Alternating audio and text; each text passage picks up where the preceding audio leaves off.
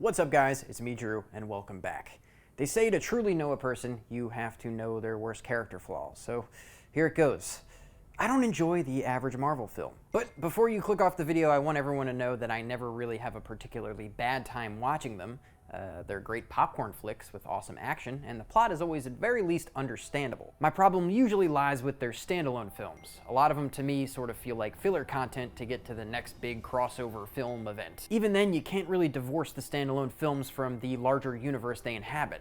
The MCU is a feat of modern entertainment, I can't deny that. But even that speaks to a larger issue I have with the films. Movies should be able to stand on their own two legs without taking into account an entire universe of above-average films. Not to mention, when you have to produce 50-plus films and release them at key points during the year in order to maximize profits, there's a tendency to stick to what works, and things start to look a little cookie-cutter. And now that I've got all that out of the way, Black Widow was pretty good.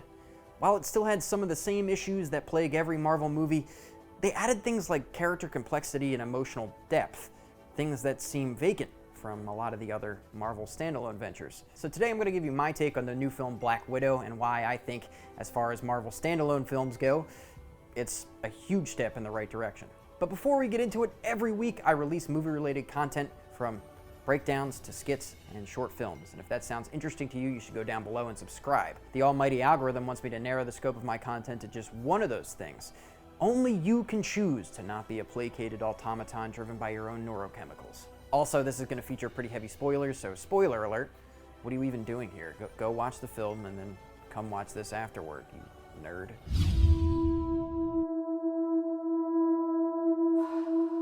First and foremost, I really enjoyed how dark this film was by comparison to other Marvel standalones. Marvel's always had dark moments and occasionally even themes, but it's always undercut by upbeat visuals or sometimes mismatching comedy, just so that it can all fit into this overarching MCU formula. The actual plot of this movie is that a man kidnaps, abuses, and dominates little girls so that he can use them for his own means.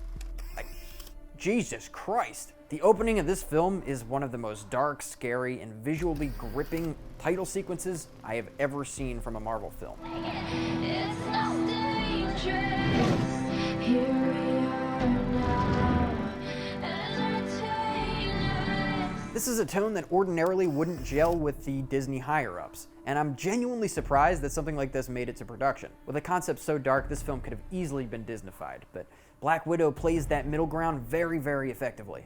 Though I guess you could say I was kind of torn by this line. Is it your time of the month? I don't get my period, dipshit. I don't have a uterus. Or ovaries. Everything out. Okay. So you can't have Okay, you babies. don't have to get so clinical and nasty. Oh, well, I was about to talk about fallopian tubes, but okay. This is like the darkest shit I've ever heard, but it's being played for laughs. Although I suppose it's sort of making Alexei feel guilty, so it's serving that purpose as well. I don't know. I understand the urge to broach that subject with humor, but we're in a world where female genital mutilation is still a thing, so maybe just don't. In this film, that moment was more of an exception to the rule, though, and for the most part, most of the dramatic or dark elements are treated with the seriousness that they deserve. Or if there are dark emotional moments that are undercut with humor in this film, it tells us more about character or family dynamics, and I think that's fair game. My father, he go toilet on my hands. Oh my god. How is this relevant? You know, fathers. I was the chore, the job you didn't want to do. The action, though, is riding a perfect balance. There's enough violence there for sociopaths like me that like that kind of shit in movies, but it's also tame enough for general audiences and kids to go see. Thanks to the great sound design and choreography, you really feel the impact of the hits.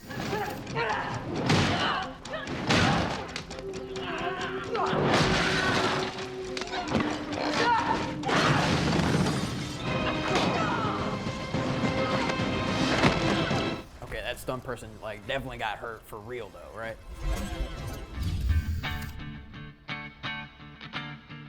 For years now, the MCU has been adding heroes with increasingly ridiculous power levels, and to match that, you sort of need to have stakes that are equally as absurd. In this realm of comic book craziness, it's probably important to reground your universe in reality every now and again. Well, I guess I use the term reality a little bit loosely. Let me ask you for a second, what sounds more grounded? A former Russian assassin turned US spy helps take down the covert operation that built her? We have unfinished business. where it all started. Or a human pilot that was kidnapped from Earth and then turned into an alien super soldier needs to stop a secondary alien species from invading planet Earth and destroying it. We found you with no memory. We made you one of us. So you could live longer, stronger, superior. That's like actually what happened in that movie, right? I'm not crazy. Of course, there is a giant floating evil facility at the end of this movie, but at least that's grounded in science, I understand. And even then, it's floating over a nice big field instead of a giant population center.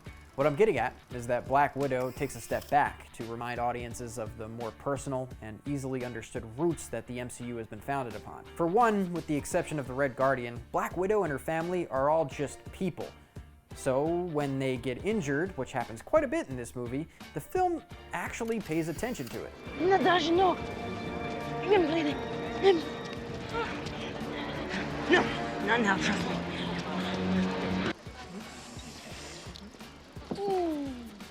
Dreykov kills you. One of the big ones comes to avenge you. Wait, what are the big ones? Well, I doubt the god from space has to take an ibuprofen after a fight. Sever the nerve. Do they still walk off injury and run around 5 minutes later?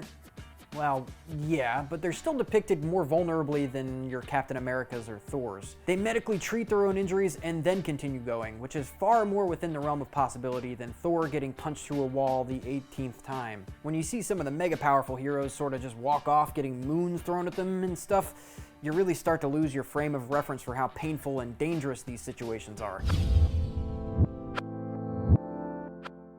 The writing and acting is really good in this film.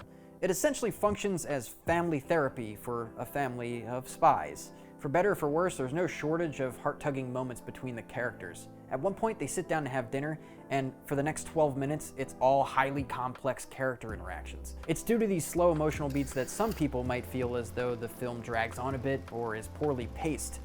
Personally, I'm a huge advocate of this stuff. I watch all the other Marvel films and I feel as though I don't get enough connection to the characters, so it would be two-faced of me to say that I dislike this. I'm kind of a poor judge of this slow pacing thing because I really, really dig those moments in film, so yeah, what did you think? Now, if I was forced at gunpoint to cut some of these moments out to make the film more time efficient, I would tell the gunman to pull the fucking trigger. The character stuff adds depth but also serves the plot in this film, and to me, distinguishes it from the sea of Marvel mediocrity. But again, tell me what you think. Being that it's 2021, Disney likes to at least pretend that it's a voice of progress.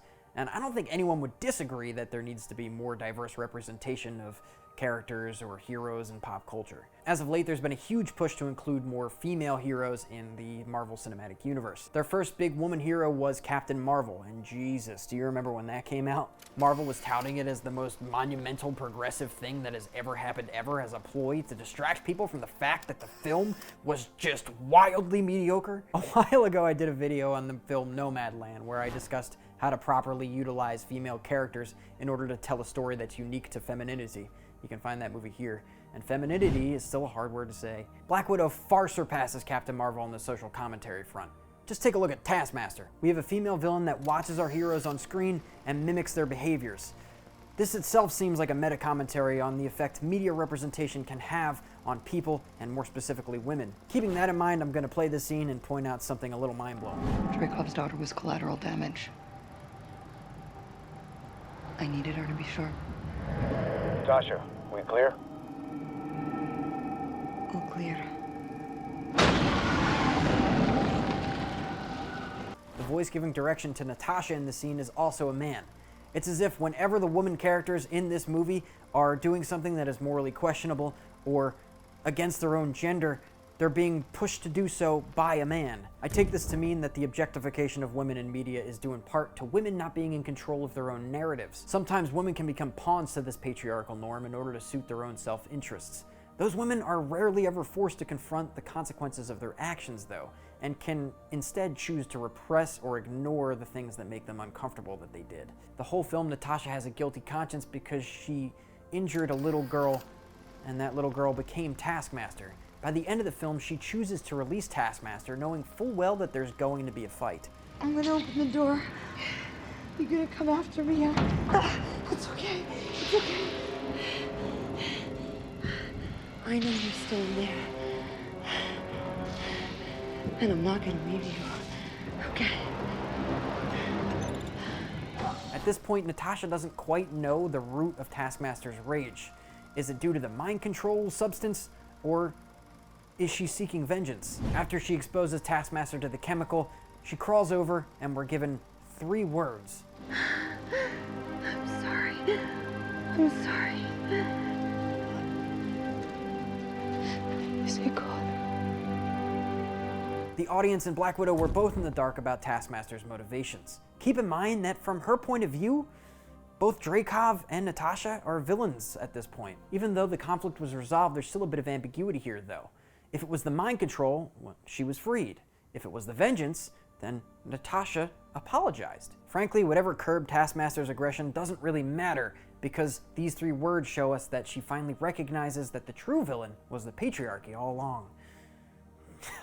That sounds ridiculous to say. I'm sorry. I said earlier that the movie does fall victim to some of the issues that are characteristic to the Marvel franchise. One in particular is that it's impossible not to notice the cinematography and editing in this film. Ever since Winter Soldier, I've noticed that some of these espionage Marvel movies are fucking nauseating. You know what I'm talking about, those handheld, quick cut, narrow depth of field action scenes that leave you confused about what the actual fuck is happening on screen. That style is really good at selling you on action when not a lot's really happening. It's frequently employed when there's older action stars that can't do the stunts very well, and it sort of reeks of people that aren't confident in their own choreography. Not that I'm saying that's what happened here. The choreography was actually pretty damn good, so why are we doing this? Like, come on. There were also a few blink and you miss it setups for very important payoffs that annoyed the hell out of me. Something about the Avengers getting divorced.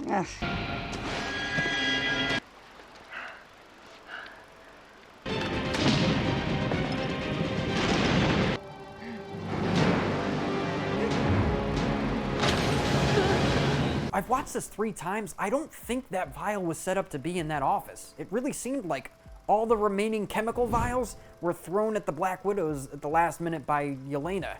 So where the hell did that come from? And really, that also ties in with the cinematography and editing. With so many quick cuts and weird inserts, your brain can quickly lose a vitally important setup to the visual clutter.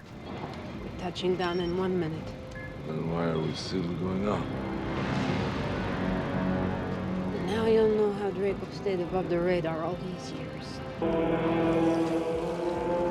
Welcome home. It's weird in retrospect that Black Widow, in disguise as her mother, is piloting everyone to the Red Room. She's not supposed to know where the Red Room is. That was the whole point of getting everyone together, to find the location of the Red Room. And really, this would have been a great moment to clue the audience in that it's actually Natasha in disguise. But instead, the filmmakers neglect to give us that opportunity to figure that out on our own. And as a result, the later reveal feels a little bit cheap. And last but not least, the visual effects. Jesus Christ, the visual effects, they sort of look like CGI crap. I mean, they had a full year hiatus and a ton of money and a ton of time, and they didn't make these effects look any better. So, ugh. I think that's it though, and none of those things really bogged the film down too much, so that's all I got. In the end, there's a reason I've never reviewed a Marvel movie on this channel. I feel as though other channels have it covered, and their cookie-cutter formulaic crap is really starting to lose its effect on me. That, and I really don't want to get canceled for disliking their films. So the fact that I'm actually talking about Black Widow should be evidence enough that you guys might want to go watch it. But what did you guys think about Black Widow? Do you guys think it's different and distinguishable from the plethora of other Marvel films before it? Do you have a similar take to me? Do you think this is, I don't know, I just want to hear what you have to say. Just put it down there, man. Jesus. I would say keep an eye out on social media and Discord to figure out what movie I'm going to review next week, but really, only a handful of you follow me on social media, and even less of you are in the Discord. And I oftentimes neglect to tell those people what movie I'm going to do anyway, so I hope to see you next week.